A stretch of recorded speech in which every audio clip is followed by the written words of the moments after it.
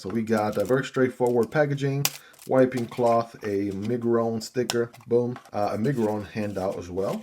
Check that out. And here's an idea of their lineup of knives. Now they also have titanium knives. I haven't got a chance to check those. I've been checking out more of their budget end of things. But yeah, they have the Valona, the Moyaro. All of those are very popular for being really good bangers in the budget realm of EDC knives. But here we go. Let's see what the Perism is all about. So it's not spelled prism.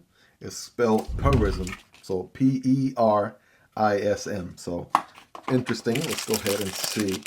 It does pass the quality check. That's good. That's a good sign right there. And here we go. Anyways, now that I got the light situation on the control here, let's see, where was I? Yes, I'm absolutely a sucker, guys, for knives that really tuck their blade into the handle. Very elegant like this one, right? Kind of very flush, very sort of symmetrical design. Looking interesting here, to say the least. This one's going to be a back flipper only. It looks like no thumb studs here. We do have the Micron pivot right there, right? Gray G10 and also matching gray liners, right? These are Prow liners.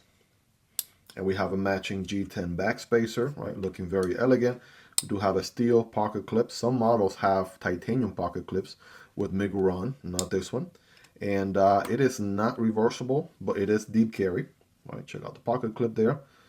Pretty deep carry there for the most part. Now, let's go ahead and get this thing deployed here, shall we? If you're ready, I'm ready. Bam. All right, man. We have a very sort of narrow, not too tall drop point blade, looking very elegant, if you ask me. I also like the bead blasted, I want to say more like a gray coat that they put on this blade here. Check out the billboarding department. There's zero billboarding on this side, zero billboarding on this side. Gotta love that. So much so, I have no idea what steel this is.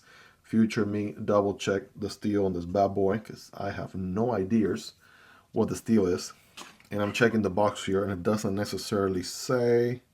So we do have a flat grind here, right, with the pokey tip, draw point, beautiful switch there at the top. There's going to be a liner lock. So let's see here, very easy to disengage. Check out the lockup right there. That's about like a 35% lockup. There's your D10 ball. And again, we do have good access from the show side, even a little bit of a chamfer on the liner lock itself. Very nice and easy to disengage and push out of the way here. All right, very nicely. Is it going to be a drop shot? Is it going to be a guillotine? It's a little bit of a shake shutter, right? So you got to just break it in a little bit of a shake shutter. I want to say, yeah, this guy is absolutely on ball bearings, and it just needs a little bit of breaking in. But loving the acoustics already, right? I don't know about you guys, but acoustics sound really good. If you sign me up for that.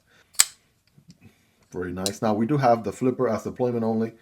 You can deploy with thumb or reverse flick. I typically like knives that have multiple deployment options. That's just the fidget monster inside of me, but that does not take away from obviously the functionality. It does have good jimping on the flipper tab. We can light switch it all day. And let's see, can we push button it? The answer is yes. Can we fail it? There we go. If you don't put any effort and you purposely try to fail it, then the answer is yes, you can fail it. But as long as you put, half the effort into it, you should be okay. So I'm digging that, right? You can use the tab here to drop it on use the flipper tab to drop it on your nail, and then just shake it the rest of the way close. Now, keep fidgeting with it left and right. I'm trying to record a video here, Miguel. Like, what are you doing? Let's set it down here so you guys can take some pictures. I know we have a gray background on a gray knife, so apologies for that. But, I mean, this is a very elegant drop point blade through and through, so absolutely digging that. Now, the other thing, too, in the ergos department, you can do the hammer grip back here all day, every day. I have average size hands, not the biggest, not the smallest of hands. I'm able to get a full purchase with all 4 fingers, even a tad bit left back here. That's not bad. By the way, I noticed there is no linear solution hole anywhere on this knife. Something to keep in mind. That really doesn't bother me at all. We got also a forward choke spot right there. Oh, that feels nice. It's a little bit on the smaller side. It does put your hand very close to the edge there, but it is a finger choke. You can forward choke there as you wish.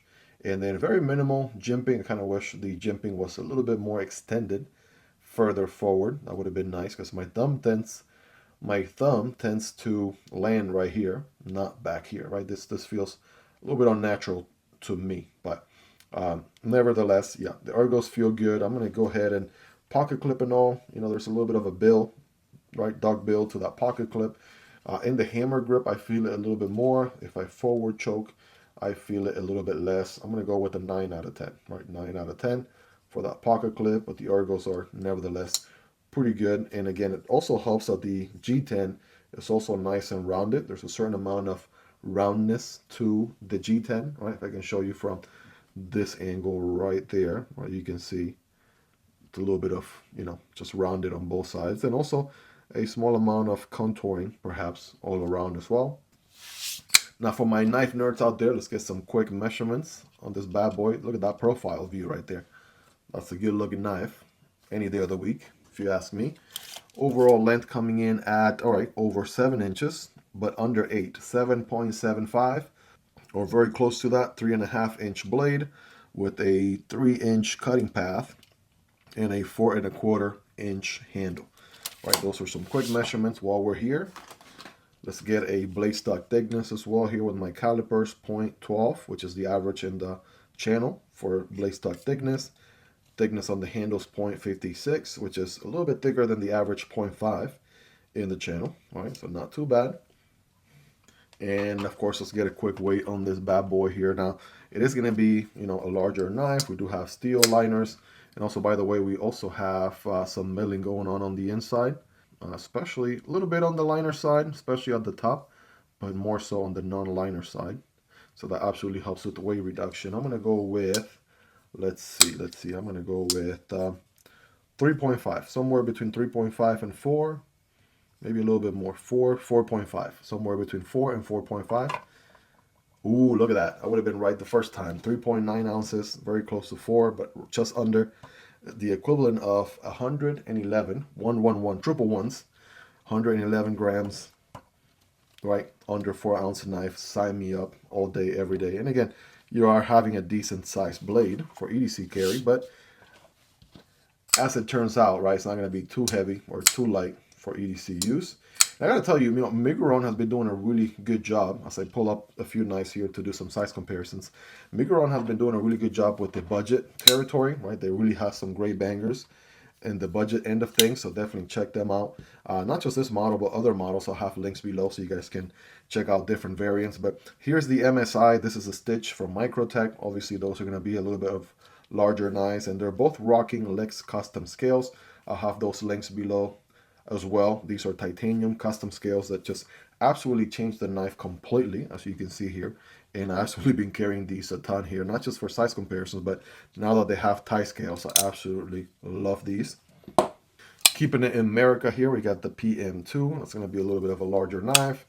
Para 3, it's a little bit shorter, but not by much. So somewhere in the middle, right? You got the Perism. Here's the Demko AD 20.5, very comparable, but still a little bit shorter. The Chad is going to be a little bit longer, all right, size-wise. You guys be the judge there. All right, guys, well, there you have it. This is the Miguron Perism II. And again, a very elegant knife here through and through. I'm usually a sucker for monochromatic knives, and you usually get that with, titanium knives. And, these right here are my cup of tea all day, every day. You guys saw that during the size comparisons. I love me a good milling on a titanium handle, right? And the whole monochromatic aesthetics. Now, for a more affordable budget price, you basically have something like that going on this one. The gray G10, the grayed out blade sort of complement each other there pretty well. Grayed out pocket clip and liners and everything, just through and through. That is one beautiful, good looking knife. And also the geometry as well. Cannot go wrong with a beautiful, very narrow but long cutting path, drop point blade. I mean, that's just what the doctor ordered right there. Let me know your thoughts on this one, guys. What do you all like about it? What do you love about it? Is there anything you dislike about it? Let me know. Let's hang out in the comment section down below. Of course, this knife, just like every other knife you saw in the video, will be linked in the description and pinned comment if you guys want to check these out. It does help out the channel when you use those links, but that is entirely up to you and at zero extra cost. Hope you guys really enjoyed this one. If you made it to the end, you're the real MVP. Hope you guys have a wonderful rest of your day. Take care, and I'll see you on the next one, either this one or this one. Peace.